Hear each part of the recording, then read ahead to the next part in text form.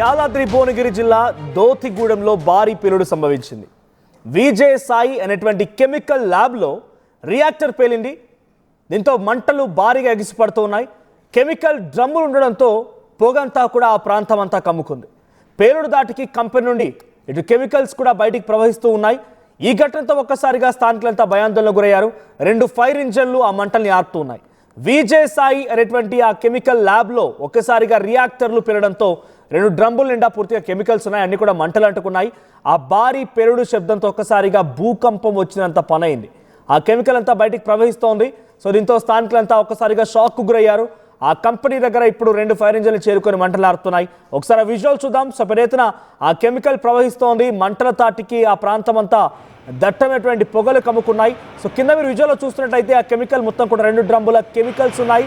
మరోవైపుగా అక్కడ డెఫినెట్గా కంపెనీలు అయిన తర్వాత ఆ ఫ్యూలింగ్ మొత్తం కూడా చిన్న చిన్న పైపుల ద్వారా వెళ్తూ ఉంటుంది. ఆ పేలుడు తాటికి ఆ పైపులన్నీ పగిలిపోయి